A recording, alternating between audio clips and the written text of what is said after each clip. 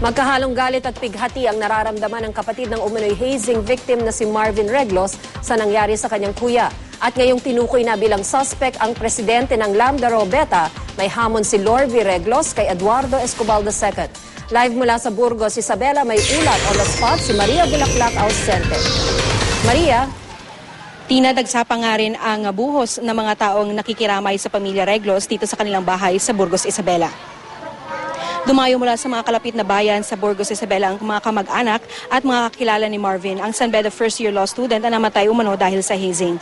Justice for Marvin Reglos pa rin ang sinisigaw ng pamilya.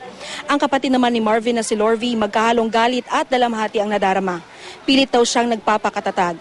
Sa pagturing ng Antipolo City Police kay Lambda Rho Beta Grand Roa na si Eduardo Escobar bilang isa sa mga sospek na buhayin si Lorvie ng pag-asa na mapabilis ang investigasyon. Wala siyang pagdududa na si Escobar daw ang dapat managot sa nangyari sa kanyang kuya. Lalo't base na rin sa investigasyon ng Antipolo City Police, ang pulang kotseng ginamit sa pagdala kay Marvin sa ospital ay pag-aari daw ni Escobar. Bati daw ni Lorvie at ng kanyang pamilya na gagawin nito ang lahat ng legalidad, kaya hinamon ni Lorvie at ng kanyang pamilya si Escobar. Kung maaari, humarap ka sa akin. Sabihin mo sa harap ko. Sabihin mo sa mata ko. Iparamdam mo sa akin na hindi ka kasali sa hazing dahil ako ang kapatid ng namatay. Nagmamakaawa ako sa gobyerno at sa mga polis. Please, coordinate with us because our family is in deep grievance.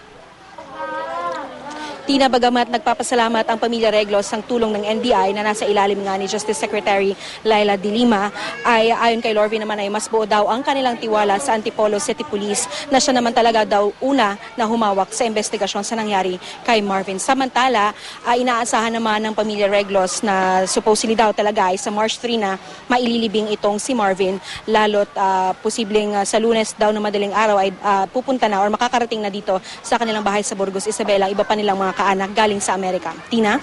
Maraming salamat, Maria Bulaklak Ausente.